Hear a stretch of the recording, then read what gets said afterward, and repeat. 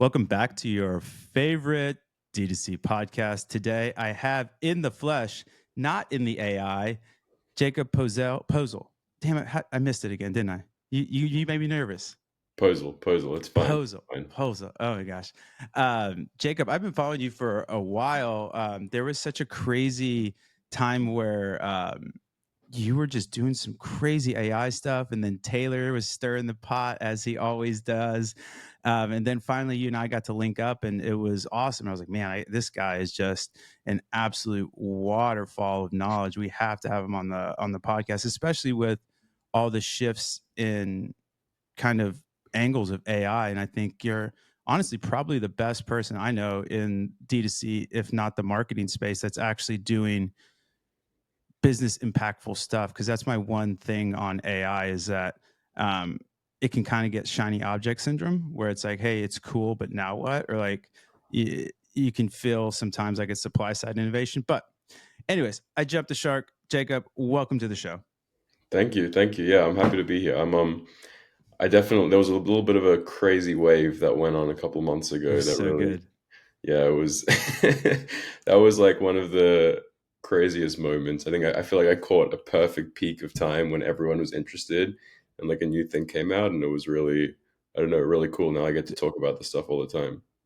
I literally texted Taylor. Taylor and I are homies, and I was like, "Dude, is this dude real or not?" Like, you guys played it perfectly. I loved it. It was incredible. But before we get into that, kind of give people your journey and like how you got started. You have a really cool kind of journey. You're actually in my old stomping grounds of Indiana. Mhm. But yeah, give people kind of the elevator pitch, the kind of where you started and where you are now. Yeah, well, I wasn't originally from Indiana, but I do live here now. I'm actually Australian. I moved to the US close to 4 years ago, Yes. and kind of originally got into the D2C world working as a software engineer at a fulfillment startup called Airhouse, Yep. which now no longer exists, as many fulfillment startups do. But Yep. that's where I started integrating with all of the different the entire tech stack of D2C. Really enjoyed the whole e-commerce world. I didn't realize Yeah. how impactful it was and how data driven it was. And I kind of just fell in love with that whole world. Um, I realized though that I was missing this huge chunk of what goes into e-commerce, which was marketing. Like I Mm. really nailed down the fulfillment, the logistics side, but there was this whole world that everyone seemed to care about so much that I just wasn't that involved in. So ended up finding my way, making my way to CTC, getting in through Taylor, through Twitter, which was a pretty funny story. And now I'm here building cool AI marketing applications. Yeah, that's awesome. Taylor's such a gem. He's such a lunatic. I love that guy. Okay, cool. That makes so much more sense now. I didn't realize you were so technical.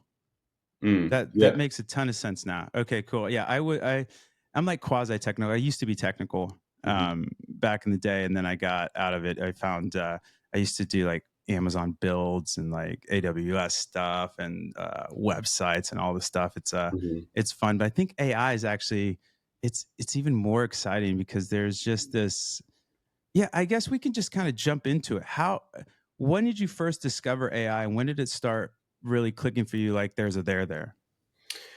Um, so I did when I first moved to America, I was doing a master's degree in data science, Okay. which was specializing in like traditional machine learning and AI at the time, which was something completely different. And right as I was graduating, the whole GPT moment kind of happened. Uh, So I was like perfectly in that world, like academically. And yes. then this technology came out and I was kind of enamored by it. But my experiences using like ChatGPT, for example, were just like, wow, this is something crazy. So I was also working while I was studying. So while I was working for Airhouse, I started building little applications using AI Yeah. for them. So like using an LLM to read a database and Yep. transforming like SQL into database queries to give our team the ability to like read from the database and all stuff like that. And I don't know, I was just obsessed with it, but I was working in a company and we had like core products we needed to build out. So I didn't really get to fully invest in that, but I was Yes. always like very into it. And then as the AI wave grew, as my interest grew, I got the ability to work on more impactful applications, Yes. which kind of culminated at CTC, where now it's all I really do. I mean, AI is a very technical thing. There's like prompting and like Yes. ChatGPT, but there's a lot of real engineering that goes on behind the scenes. So learning all of that as well as it comes up, like best practices are changing all the time. So just trying to keep up, but building cool things at the same time. Dude, I love that. I absolutely love that. Yeah, some of the models, I forget the Chinese one that's out right now for video. The Mm, mini something is really interesting. mhm. When did you see like the overlap? Were you just like, oh man, like, did it just hit you where it's like, dude, I can take photos, and because what you did for the cart stuff was crazy. So obviously you can see all the hats back there, the carte blanche stuff, and now I was just following you on Twitter. I was like, dude, this is insane. And like, when did you connect the dots? Was it just like there's a there, and this is where I'm going to start hacking, or like how? Because I used to be an electrical engineering major, and the joke with engineers is like an extroverted engineer will look at your shoes, kind of thing. Like they're just like you're like a happy-go-lucky, well-spoken guy, and usually there's a I don't want to say bridge too far, but engineers and marketing usually aren't hand in hand. It sounds like you kind of have this really good balance of left brain and right brain where you can have the creativity to play around with stuff, but you also have the left brain and the understanding the economics and the impact on a business, but also the technical acumen to build the thing. Thank you. I mean, I appreciate it.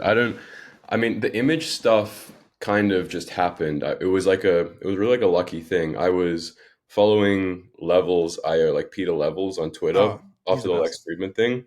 Yep. And he had just started releasing his photo AI app with Yep. the new Flux model. And I was DMing him on Twitter, like, can we do this? Can we do this? And him and I were like going back and forth, like That's developing that initial amazing. product together, which was sick. And that's how I was able to push the boundaries and understand that like we could do something cool here. And then I don't know, I was like, this is a cool story to tell. People aren't really talking about it. So I just started posting about it. And then it kind of took like a life of its own and I just kept going with it. But I mean, I got into engineering because it allows me to build things, but I Yes. try not to pigeonhole myself into that like whole engineering world. Yes. So engineering is like an outlet to allow you to build things and do cool things, and it allows I you to love differentiate that. yourself. But I definitely don't want to be thought of forever as an engineer, and I don't want that to be the only thing that I achieve in my career, which is just coding. Dude, that's beautiful. I love that. What's the coolest AI project you've worked on to date? What's your favorite? Oh, it's definitely what we're building at CTC right now. It's Yeah. definitely we're building a creative system which it has multiple different levels of AI, but allows you to basically ingest a whole lot of data about a company and Yep. understand everything you need to create marketing concepts, automatically recommend marketing concepts and ingest your brand data and guidelines in order to write copy and creative overviews, pull that That's directly into an gas. ad building tool that we're doing, recommend images for the ads, recommend copy for the ads, and actually assemble the ads all together, and then pull that like back into our concept system, write copy for Meta, and then push that into Facebook. So it's like this whole advanced system, which is super, super cool. That's heat. So it's almost like a notebook LM on steroids. Yeah, it's like it's it's that with the ability to actually build things that are very specific to like the whole D2C advertising world, and Dude, then that's integrate with the incredible. data sources you need to actually make meaning, make business value out of it. Yeah, that's incredible. Because my whole AI thesis, because I was always on board with it, but I couldn't figure out like I couldn't figure out how to frame it. You know what I mean? And then I finally landed on the analogy or metaphor of essentially extracting some sort of like valuable resource. And so the first piece is you need the land, aka the data. Like Hmm. Do you have like, so for example, oil, do you have the land that has oil in it? Okay, cool. We have the data. And then the next phase is, okay, what frameworks or models do I overlay on said data? And that's kind of like, do I frack? Do I deep sea? Do I just put a rig on it? Whatever. And then the third part is, um, how do I refine it to actually make business impact? So if you think of it again in that oil, I get the actual crude out, and then I have the type of most effective model, framework, whatever drill to get that oil out, and then I need to refine that crude into petrol or gasoline to actually make impact Hmm. on the business. And it sounds like you guys are doing all three with that tool, man. That's super interesting. And it feels like it's what's the fancy term, it's like a rag model, right, where it's just kind of you're constantly updating the corpus of information it's learning from, so it Hmm. becomes almost this dynamic organism. Hmm. Yeah, it's a really cool, powerful thing once you put it all together. But like that last piece of the natural resource analogy you gave is like the question that everyone's wrestling with, and the question that like I'm gonna essentially bet my career on, which is how do you create business value with AI versus Yes. just create a a shiny tool. And what I'm starting to realize is it requires like deep embedding and deep investment in the actual business. Yes. But once you invest that time, those resources, and you get it right, then the value will become exponential. It's not something that you would just sprinkle in and do something really cool and then no one really buys into it and it gets disregarded. You have to really think about that. But when you do, it starts to create some pretty powerful things. Yeah, and I'd love to get your take on, because I think what AI does great is it gets you from 0 to 90%, Hmm. and then you can, as the human, take it from 90 to 100. Because I think Hmm. one of the things that's going to happen is there's actually going to be a big swing back towards or my thesis is towards like handmade goods and things of that nature, because taste still matters. I think taste still matters, and that's one of the, or that's when I've got the most value from AI, where it takes me to that kind of 90 to 95%, and then I can mold it versus having to go from 0 to 95 by myself. And what I love what you're doing is you're solving a lot of problems that are essentially data schemas, right? Like this Hmm. is unstructured data that doesn't talk to this, that doesn't talk to that, and you're kind of making not only a data lake, but essentially like an oracle that Hmm. sits across your whole marketing ecosystem. Hmm. Yeah, no, I can tell that you're technical for sure. But yeah, it's being able to place together pieces that you weren't able to connect before is like Yes. the main the main value add. It's like glue that didn't exist before that allows you to do new things. And when you put that glue in the right places, it allows you to augment or automate entire pieces of work, God, which I love it. which is kind of where the value is. I agree with you that taste is going to become very important, and creativity is also going to become overvalued. What we started with at CTC, which was kind of automating this creative process, is probably the Hmm. hardest one to do. Like AI fits very well into media buying, it fits very well into growth Yep. strategy and sales and everything like that. And what creativity and what the creative strategy is showing me is that it's still very important to consider the human there as well. Yep. You don't want to aim to replace a human. You just want to aim to augment and improve a human Uh, so that their capacity can improve, so that they can do more with less, which is what I'm really trying to nail down here. oh man, I couldn't agree with you more. Like I on it, yeah, I couldn't agree with you more. I think the yeah, absolutely no notes. The other thing that really gets me excited about how you're building this system is um like if you think of like oncologists, for example, so like cancer doctors, right? Like the challenge is if somebody in Indiana and somebody in Texas and somebody in New Hampshire all have different diagnosis, all these things, there's such a lag in terms of distributing that information. Whereas what you have now is almost this neural network of, okay, we have your email, we have your Facebook account, we have your comments, we have your social, we have your brand guideline. You have all these things that, again, is like this neural network. So when one thing learns, everything gets better. There's no um, disparate data sets and there's no lag in terms of the distribution of knowledge. So everybody's operating at the same first principles where candidly it's never been able to be done unless you were in this massive like a Walmart or something where you just have Batman style infrastructure that everything is linked up, everything is optimized, you're tracking everything, and candidly it's just cost prohibitive for most people. Whereas AI now, it's like, man, that I don't know, I just get so fired up about it because I think to your point it's gonna let people do what they do best and let AI kind of do the dumb shit. And my buddy, a really smart guy, he's like a three brain kind of engineer guy. He makes $1 billion. He writes in like super esoteric languages that like only 100 people in the world do, and then these companies that are still running on this old shit just pay him $1 billion because he's like the best in this. Really, anyways, the too long didn't read is he was like, dude, it's really cool that AI can write, like, because I use it sometimes to do like I'm a self-proclaimed decent writer to good writer, but man, if I put my essay in there, it almost always comes out amazing or even better. But the rambling point that I'm getting to is like, it's even more powerful that AI can read, and Hmm. it can take these, again, unstructured data sets and make them useful, because that's the challenge, right? If you don't have the data in a structured way previously, like you're going on Amazon Turk or you were doing like, what I mean, for probably worse, but the first form of AI was essentially, or automation if you will, was essentially humans, right? Hmm.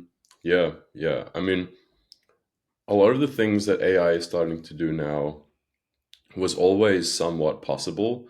Like there was always an ability to tie together many different unstructured data sources and put them all together in an intelligent system.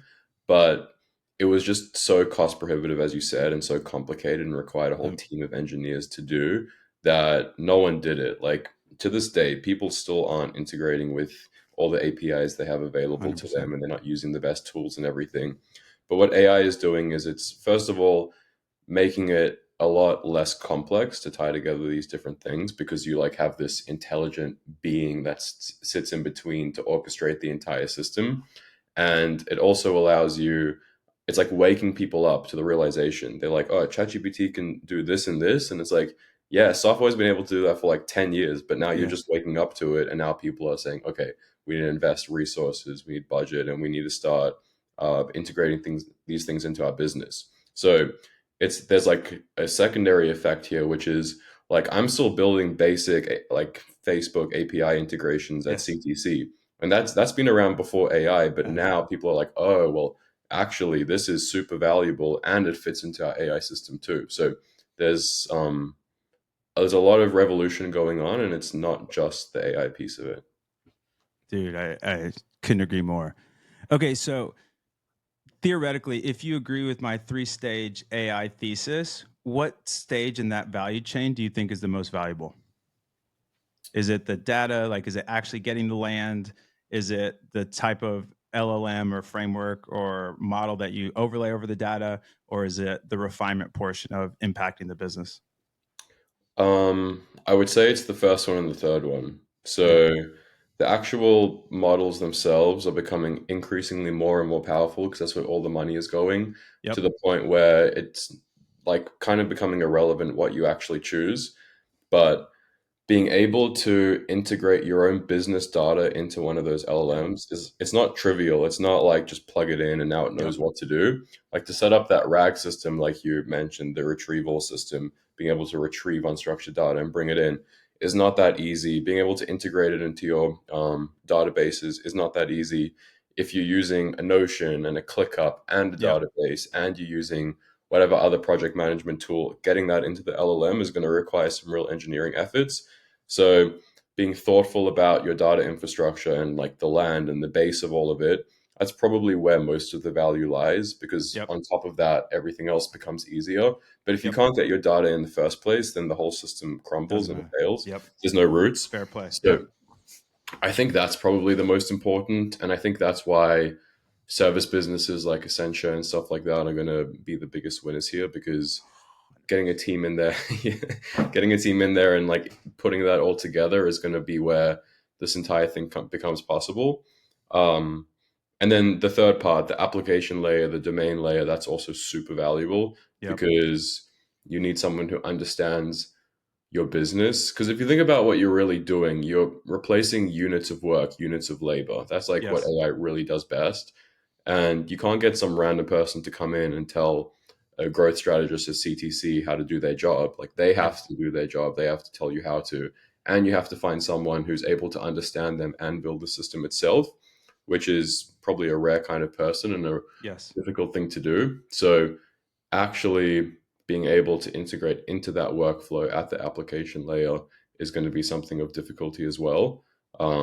But once you have the first step and the second step set up, it's not impossible. It's like it's completely doable. It just requires everyone's time to do it. Yeah, and I guess extrapolating more kind of what you're talking about with the units of labor, if you can make 1 and 2 more efficient, you're gonna yield more in 3, right? Hmm. And so you just naturally get this almost like, economies of scale effect where, like, the Hmm. first 2 steps are really, really efficient, and then the last step is to make the efficiency effective. Like, okay, Hmm. cool, now we have all this crude oil, but if you don't have cars, or if you don't have trucks, or if you don't have airplanes, like, what do you do with this refined petrol or jet fuel or gasoline? But if you do, and you have a fleet of cars or you have Hmm. a fleet of jets, it's like, oh, yeah, now we can run an airline where before we had to have a horse and buggy. And so I couldn't agree with you more. Outside of, well, I'll bias you a little bit because I think the marketing world is really interesting to me because that's my world and your world. Um, and I think to your point, consulting is going to be just incredible because, dude, I mean, candidly, I've done some. I used to do consulting before I was at Firmat, ran my own agencies, all this stuff, Hmm. and the amount of work and consulting and things that I can do now is just orders of magnitude, not only better but faster. Where somebody would pay me, hey Rob, I'll pay you 20 grand. Can you build me a marketing plan for the quarter? Okay, cool, no problem. Normally that would take me like 2 or 3 weeks. Now it takes me 2 or 3 days Yeah. because you just have, again, to your point, it's you need the person that understands that. Like the prompting and everything is really important, but it's just incredible how much it can really fill in the gaps if you can give it the scaffolding and the focus of what to build. I've just been blown away with it. But I think the most interesting part of AI personally, like if I was gonna a little young whippersnapper right now, I would be going into AI and biology. I think that's where it's going to get really interesting in terms of genetics and things like that, because the ability to run kind of Monte Carlo simulations through AI at scale, Hmm. dude, is that's probably a bigger breakthrough than the hypodermic needle or penicillin. Hmm. Yeah. I mean, to the first point with consulting, like, yeah, absolutely. People should start thinking about consulting like Printing. software, start thinking about the offers they have as different functions with different inputs, given the different inputs and let AI do the rest. Like, that's how I would be a consultant right now. And then with the biology stuff, so companies like OpenAI and Anthropic and Google and well, not Google, but um, and Google, but that's The I'll get onto Gemini, but Google it's afterwards. yeah. They're focusing on LLMs right now, and they're focusing on creating chatbots essentially. Yep. And those the biggest achievement there is the ability um, to accurately portray a human, basically, to like retrieve knowledge to sound like a human. Yep. But companies like Google DeepMind are still focusing on traditional machine learning problems in different domains like biology and stuff like that. Um, and I'm really excited because a lot of money is going towards that. A lot of resources are going towards that, and now more compute is going to these companies, and Yep. they're going to be justified now to find other breakthroughs in other domains like biology, like climate, and like weather and stuff like Yep. that. And I think the whole world is going to be improved because of it. Like the LLM wave is going to be the beginning. It's like the catalyst to make people realize the power. Yep. But I don't think an LLM is going to be the only type of machine learning model that provides value in the world. I And agree.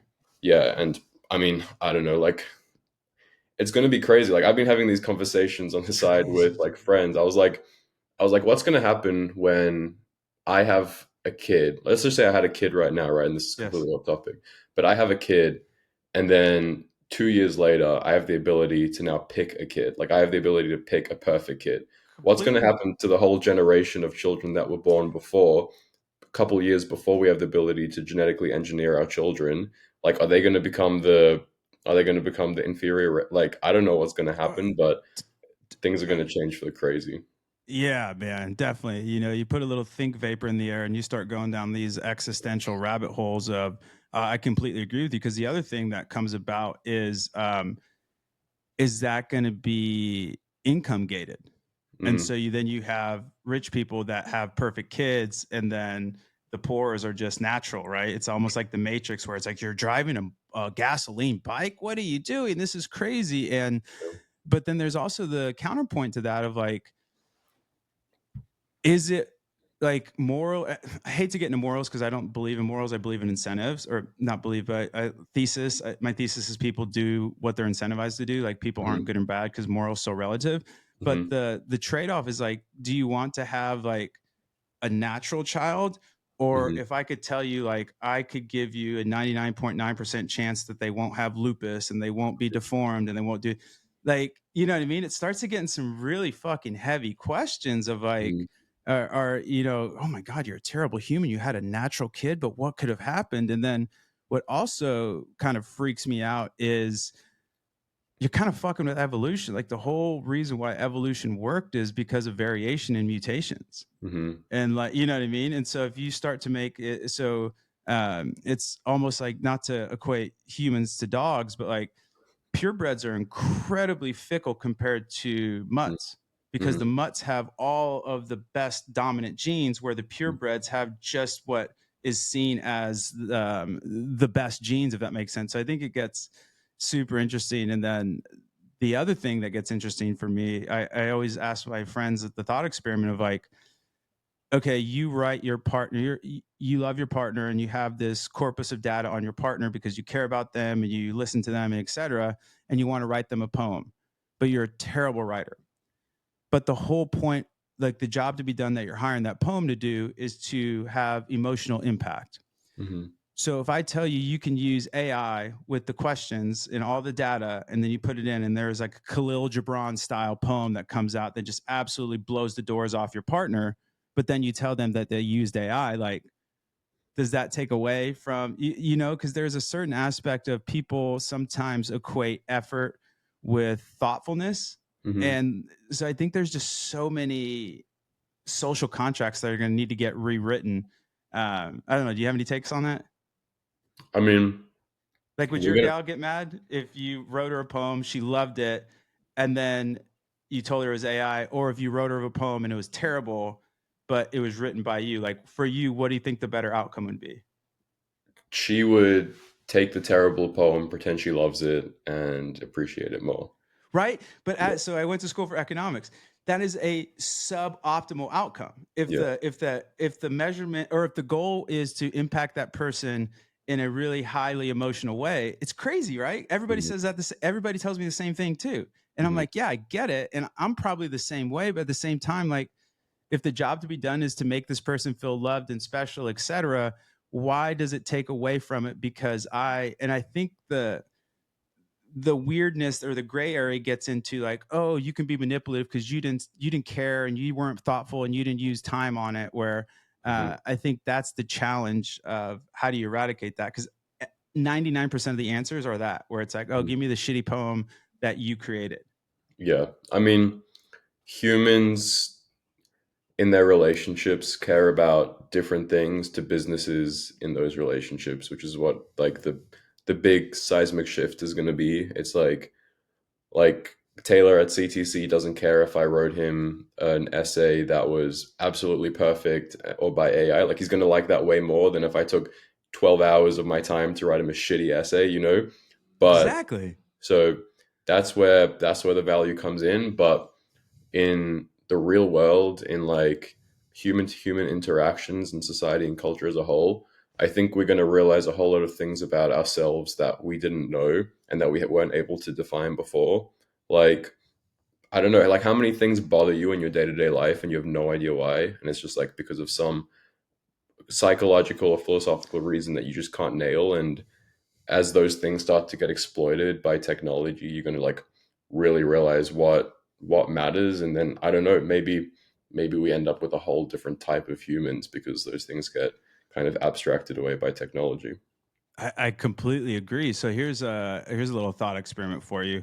If I gave you the ability to basically have an algorithm, you tell the algorithm, "Hey, I want to be the happiest, healthiest, and most impactful or productive person that I can be," Hmm. and it makes all your life decisions. Would you do it? Does that make sense? Yeah, like I lose Like free you have to will. follow you Raba in the Sky says, "Hey Jacob, play this song. Do this for your lady. Do this for work. Do all this." Like you become an automaton. Like But you just surrender to the algorithm. But again, as an economist, just for the thought experiment, I can guarantee you that you're going to have a higher utility by mhm. by following this person. But I know I'm optimizing for happiness and health and everything like that. Yeah, yeah. You can pick like 1 to 3 kind of outcomes, and every decision is based to optimize on those vectors. But you no longer have, I mean, we can go down some rabbit holes with free will, but you no longer have quote unquote free will. You have to follow whatever this algorithm tells you. Would you do it? I don't know. I don't. I don't know. It's wild, right? I'm thinking yes, because in that world, I can't care about the fact that I've lost free will because I know that I'm optimizing for happiness. So it's like somehow I'm going down a path where I no longer care about the cons of this decision because the algorithm is optimizing for me to like not care about that and still be super happy and um healthy and everything like that. I know, but it's crazy, right? Because then it's like, what does and man, we've got so far away from marketing, but I love it. Like, what's the human experience anymore? If you just listen to this algorithm that can objectively tell you the best decisions to make for your life, like, does that, for me, it's like, I don't know. I struggle with it because I agree with you. As an economist, I'm like, dude, of course I want to, like, I don't have to think and I can get the best outcomes. It's amazing. But at the same time, it feels like using a calculator Hmm. where if you don't learn life, aka math, you don't want to jump to a calculator. Like you need to learn arithmetic and then you can jump to a calculator because it's kind of a shortcut. But I don't know about you, but for me, almost the majority of my learnings have been rooted in failures. Yeah, yeah. And so if we I'm. remove failure, how do people get better? Mhm. Yeah, I mean, who's to say that you go down a path that takes you through pain and suffering but makes you happier at the end of it? Like maybe that That's is what I'm the optimal path. saying, Yeah, right? And I so it's mean, like I don't know. It blows my mind. It's a bit of a circular argument, but at the same mhm, time, you're absolutely right. Where um, yeah, what if it's kind of like the Nietzsche thing of he would wish kind of bad things to happen to his friends because character is easy when it's easy. mhm, Real character is when shit's hard. Like, who are you? Oh, yeah, I'll run into a burning building. And then you're actually in front of a burning building. Who are you? And if you mhm. never get that opportunity, you really don't never know if you're him or her. You know what I mean? Like, am I that guy or that girl, or am I Yeah. just lip service because you never have that opportunity? And so, if you remove those challenges, I just wonder how that shapes kind of this not only the psyche but the fabric that makes up humans. I mean, last point to that I'll say is I think that's already happening. I just don't think we know it. I don't really Fair. believe that people are making completely random choice or like completely free choices all the time. I think that you could have started my life from multiple different places and I could have from like multiple different perspectives, or you could have Hmm. created a twin of me and placed them somewhere else who Yep. was genetically similar. And I think that I would have ended up in a super similar place, and I think they would Yep. have too. I think that we have way more control Yeah. than we Yeah. do. But Yeah. like that decision of whether we would go into that burning building is based on like millions of years of our like evolutionary genetics and our Yeah. upbringing and everything, and we don't actually really have the control over that decision that we think we do. No, I mean, I completely agree with you there. I just wonder how valuable the illusion of control is Yeah. because Well, it the gives a illusion of lot of control is people everything. comfort. It gives a Yeah. lot because, like, if you don't believe in free will, then you can really spiral into a nihilist really quickly, of like, Mhm. or a fatalist, right? Or everything's already going to happen. I'm just walking down the path, and like, whether that's right or wrong, for me is just a really boring way to live life. Hmm. Where Yeah, it's like just the feeling of like I can impact my life and I choose what I become. I am not my past is kind of interesting to me. But anywho, well, thank you guys for following along in this philosophical, very deep thoughts with Jacob and Raba. Okay, let's get back to some D2C stuff. So for people, bit hard turn. So for people wanting to get started with AI, or like, do you have any suggestions, any frameworks, any things that they should start playing with, trying? Like, I know we mhm, talked a little bit about Notebook LM, mhm. which is it's pretty cool in the sense of it's kind of like a ghetto rigged what you're building at CTC, Mhm. Perplexity, Midjourney, any of the video engines, Photo AI. Do you have any suggestions or how somebody would get started or dip their toes in AI? Yeah, I mean, there's two ways that I would say AI, you can use AI right now to become more valuable and to like place yourself ahead right now. And the one, if you want to get really deep into AI and you want to become like exponentially more valuable and more powerful, I think use the education ability that AI gives you to learn new skills and just like learn how to code and learn how to engineer and learn how Ooh, to I build love things. that. And yeah, and then build legitimate AI applications with all of the frameworks that exist right now. Like then once you know how to code, learn what RAG is, retrieval augmented generation, learn what fine tuning means, learn what prompt engineering and evaluations are, and then just become someone super powerful who can build really cool things and just be kind of blown away by yourself every day because now you have the perfect teacher, the best teacher in the world at your fingertips.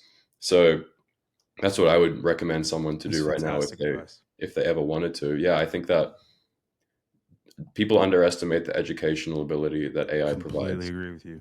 Um, Uh, completely sorry. agree. No, no, I completely agree. No, no, I think that's super spot on.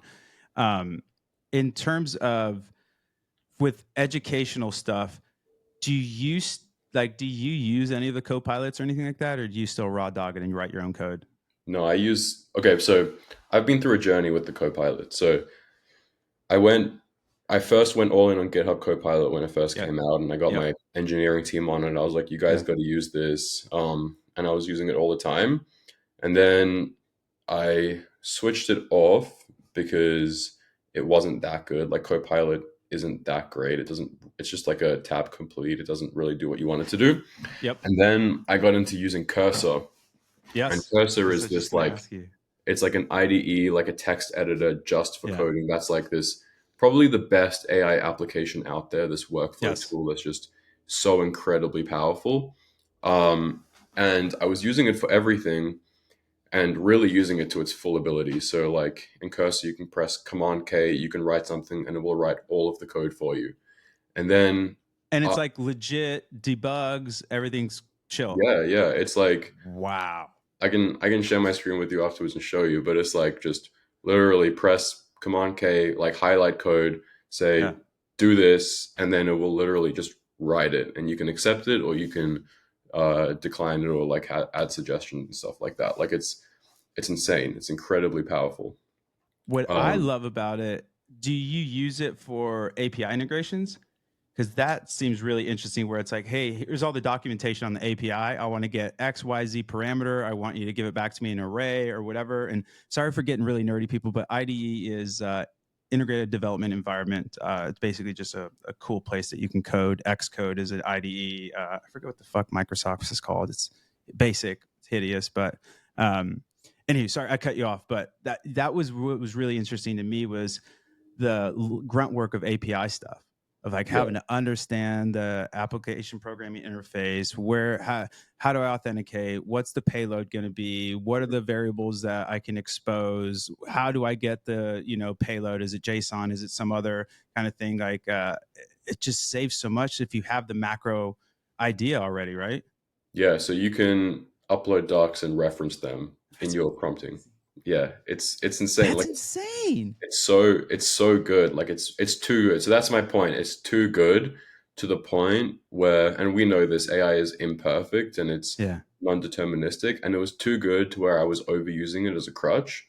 Um, and I felt like I lost control over my code and my application. and I didn't really write it, so I didn't really know where to reference things. And this might sound like kind of This is the counterintuitive coming metaphor from of what me. we were just talking about. It's Yeah, so yeah. funny. And I went back, and now I either use it a lot less or I don't let it fully complete my code, because the illusion of control is super important. Like, I need to feel like, in order for me to continue developing, I need to feel like I have control over what I'm doing. And so I still use it, but I use it in a more controlled way and a less of a crutch. Oh my gosh, I'm so glad we got hippy dippy because it actually came full circle because you just Yeah. took the opposite side of the human algorithm. That's incredible, man. Human life is so rich. I love it. Yeah, man. I completely agree with you. I haven't been really super blown away by the Copilot stuffs, and all the people that I know are like super hitters are like, it's great for what you're talking about, like legwork of like, if I want to make like a tree or some sort of reference pointers or something like that, I can just have it do that grunt work for me. But it's not the actual cognitive architecture of how I'm actually going to build the application. So I thought it was going to be a lot more impactful than it was, in the sense like, because there's all that kind of smoke and mirrors, like, look, I can create an HTML app that's the Snake app and stuff like that. Like, yeah, it's cool, but I think at the end of the day, you really want to be able to architect it in a way that is how you want it, whether it's optimal or not. You know how to get around it, because that's the other challenges as you start to get into some complex code. Debugging and finding what breaks is really challenging if you don't understand the architecture, how it was coded. Well, I would, if I were you, I'd play with Cursor. So Cursor is Yep. a big step improvement from GitHub Copilot. It feels like a whole new thing. It has your entire code base as context, so it actually is able to. It does have the feeling like it knows more about the architecture that you're building, and it is able to Oh, provide recommendations. Like, really? yeah, they're building this thing called like Cursor Tab. I think it's called Cursor Tab, where theoretically you should be able to write a line of code, write code in one file, and then, like, let's just say I write a back like an API route in my back end. It Yep. should know that I now need to go to my front end, and I now need to create that same function and pull in the data into my component and read it in there. So it's like, not to get too nerdy, but it's like it's getting to where we wanted it to go, and it's getting really really good. That's incredible. I mean, that was the whole promise of Swift, right? Where you could use one language for front and back end with Mhm. Mac OS and iOS. Okay, that's interesting. Maybe I was a little too hard on Cursor. That's really interesting. Jesus. Yeah, it's Okay, the best. It's the best AI last tool out there. it is, right? Yeah. Okay, last couple questions. Where do you think, like, does does OpenAI achieve AGI in our lifetime? Um, I don't know, but I think no. No. Okay. I Yeah, love that. And then what do you think the biggest negative impact of AI would be in the next 1 to 2 years? the crutch that I The crutch, described. where Yeah, people where stop sharpening the saw. where you think that you can start using it for everything because it's gonna have this massive exponential in progress, and if it doesn't, and you've just become like, think of kids in school, kids in college, It's even people in work, like using it as a crutch and they're not actually knowing how to do anything, Yep. could create some people with some real difficulties in their professional life. No, man, that's super well said. Okay, last question. What do you? Well, I guess second to last question. What are you most excited about for AI in the next year or two? So the frameworks for developing more advanced AI tools like Hmm. agents are Yep. starting to become more and more advanced. That's now where a lot of the venture money is going, Yep. and that's where a lot of the developer resources are going. And so now that you've got these base models that are really good, we're gonna take them to the furthest extents of their limits, like with these engineering frameworks that weren't really possible before. Yeah. So I'm really excited about that. The ability to build, like right now I'm building a workflow, right, in AI that augments a human and makes them better. I'm excited to be able to take that to the furthest extents of what the LLM could possibly do, and the most value they could possibly provide. And people a lot smarter than me are working on how to make that possible. I love that. I love that. Have you done the Chat GPT tell me something that I don't know about myself prompt yet? No, but I've done the roast me one. The roast me one's good, but you Yeah. gotta do it. Was I did it and it was, I mean, it's bananas, dude. It feels like it's I'm old, man. So like the internet was like that was crazy, right? Like this was like, oh my god, this is just a Mhm, step change in society. mhm, Different economics because there's no marginal cost, things like that.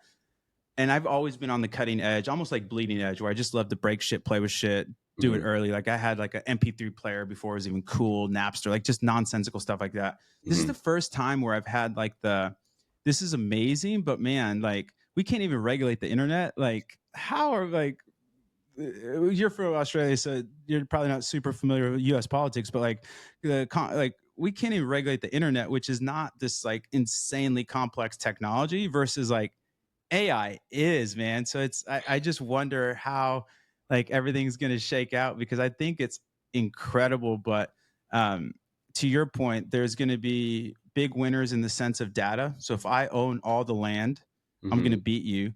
And then I can then this is my thesis on why all these companies are open sourcing their models. Because then if I just commoditize the model, you can't compete on the model.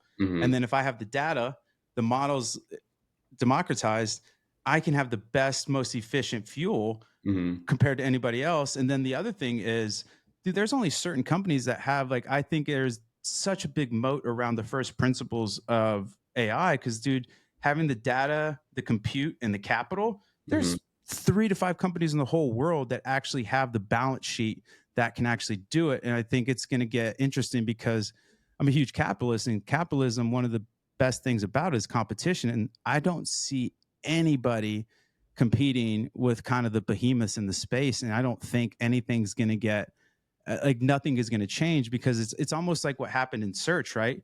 Like the more data you get, the better your search is going to get. The more data you accrue, the better your AI is going to get, especially if everybody's making the drills even better for you for free. mhm. Yeah. I mean, I don't I don't really care that much about the LLM base model space because like they're gonna keep improving it. They're gonna compete like they're gonna compete with each other, and all I need is the API. Like they can do whatever they want. They can spend the billions of dollars. Just give me the API that I need, and I'll be the one to build these cool applications for people because I understand how businesses run, and I want to be the one who provides business value. That's kind of how I think about it. No, I love it. I guess I'm just trying to hammer home your point of like in the value chain, the Mm, model is the least valuable yes. because Yes. everybody's democratizing it. Whereas Yes. Facebook's putting theirs out, Nvidia, the Chinese, like all these people are democratizing this model. Therefore, the value is going to accrue on do you have the data, the land, Hmm. or do you have the to your point the understanding? Okay, so like the company comes to you with the data, the land, but you have the understanding of how to refine that data with the models that are basically free for that. And so I think it's going to be it's great for us, but I think it's going to get really interesting as this heats up more and more because there's just I don't see anybody being able to compete, especially because Microsoft is already in bed with OpenAI, which Hmm. is a really interesting weird because OpenAI's biggest line item on their P&L is Microsoft Compute. It's a very incestuous, interesting thing, but nah, I like the positivity though. I think it's a gold rush right now, man. It's like the early internets where it's like I think there's definitely going to be some flattening of the curve in the next 2 to 3 years. But right now, man, you can get your little butterfly net out. I mean, like look at levels, right? He has photo AI. And these aren't like not that they're like not nothing, but these aren't like this transformative. He's writing the genome again. It's just a really cool way of stitching things together. And I think Hmm. to your point, using AI to get the education to then build your own little fiefdom is just supreme advice. Thank you. Thank you. Yeah, I mean, I completely agree with you on what you said about the base models. Completely 100% agree. And I agree it's a gold rush for sure, and like a part of me always wishes I was building cool little AI applications, but I think I have some bigger plans that I'm hoping this helps get me towards. So, but I'm betting my career on AI. I'm definitely That's what I'm. I That's think like for me. It's kind of everything right now.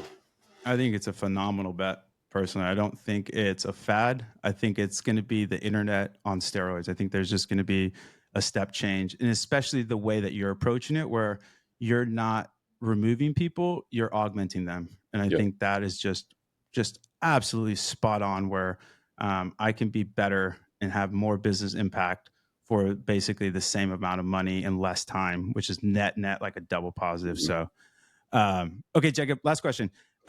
What's your equation of excellence? What do you think excellence is a function of? Hard work,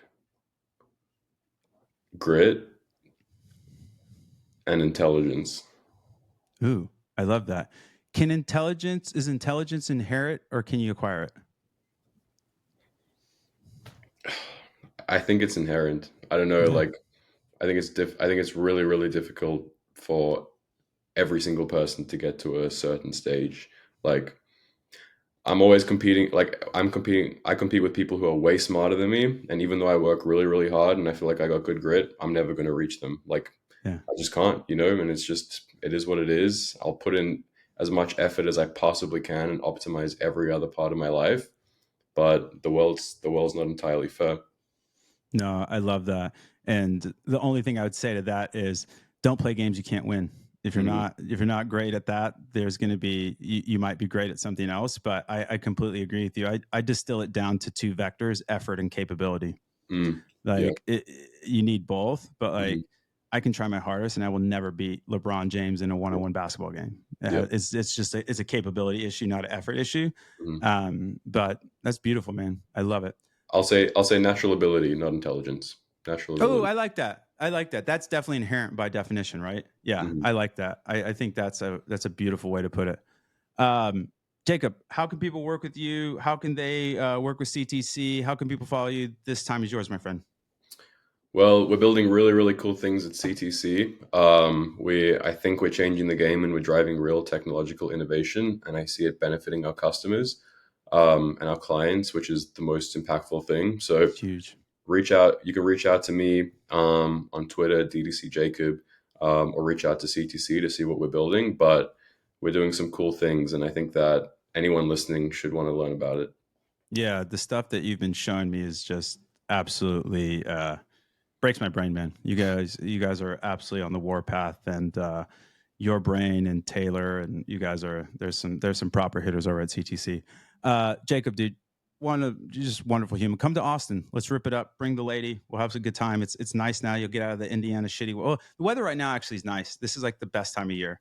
You get that Mhm. nice fall, but then it's gonna go to Yeah, the shitty winter, which is terrible and it's cloudy all day. But yeah, man, come out. Maybe we'll do like a little AI summit or something for love to. D2C. That'd be fun. But dude, it's just been such a pleasure connecting with you, becoming friends, and maybe we start our own little micro SaaS AI startup and just Let's do it. print little 10-20K on the side. Hey, we got needs here. We got to pay for that merch somehow. Dude, you're awesome. Thank you so much. All right, folks, Thank that's you. it. You can go to firmoutcommerce.com to book a demo and make my boss happy if you want to make the money printer go burr and build funnels like you build ads. And then we also have a fantastic newsletter that goes out every Thursday, curated by the indomitable Alexa Kilroy, called Geometry of Growth. It's fantastic. You can sign up right on the site. And then go follow Jacob. Fantastic feed, wonderful human. And I really think you are right now, in my opinion, the leader in the D2C AI space. I think the way you meld the technical and the business and the empathy of humans is something that is very, very hard to find in one person. And you're also just a fucking rad dude. So keep on keeping on, my man. Thank you. I appreciate it. This was an honor. I really, really, really appreciate it. I'm definitely coming to Austin soon. Yes, dude, this is the best time. It's a wonder. Obviously I've been here for 14 years. It's my favorite city in the States, especially now in the winter, in the summer. It's brutal, but now it's like, oh man, this is the glory times. All right, folks, that's all we got. We'll see you on the flip, and we'll see you next week. Thanks again, Jacob. You're the best.